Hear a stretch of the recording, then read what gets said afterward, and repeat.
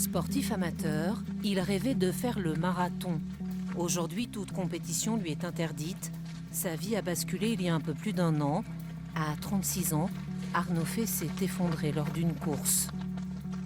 Après avoir franchi la ligne d'arrivée, après avoir éteint mon chrono, en fait j'ai fait une mort subite. Tous les examens qui ont été pratiqués à Pontchaillou en service réanimation où je suis resté 15 jours n'a rien révélé en fait. J'ai un cœur de sportif, tout va bien.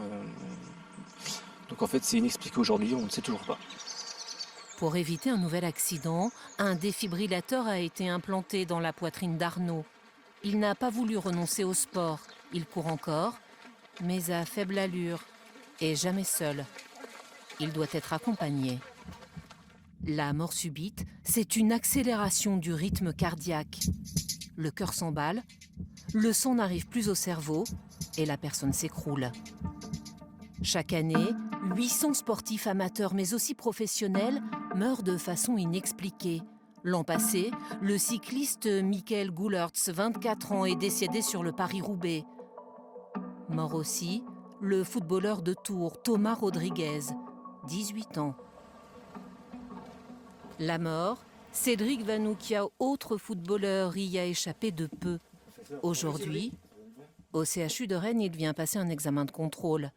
En 2014, il a été contraint d'arrêter sa carrière après un accident cardiaque très sérieux. Son cœur est monté à 300 par minute. Donc normalement, à son âge, ce cœur ne pouvait pas dépasser 200 par minute. Cédric Vanoukia souffrait en fait d'une anomalie cardiaque qui ne l'avait jamais empêché de pratiquer son sport à haut niveau, jusqu'à ce jour, celui où il a failli mourir. Tout à coup, j'ai la vue qui commence à se troubler, des vertiges et des grosses douleurs dans la poitrine. Tous ces signes-là ne sont pas habituels et il faut les respecter. Il ne faut surtout pas se dire « Ouh là là, je ne vais pas en parler, ça ira mieux demain ». Plus de 40% des morts subites chez le sportif restent mystérieuses. Y a-t-il des causes génétiques? Le professeur Carré le pense. Ce que l'on propose, c'est de faire des bilans génétiques à tous les sportifs qui vont décéder pendant les 2 années qui vont venir, puisqu'on sait qu'il va y en avoir.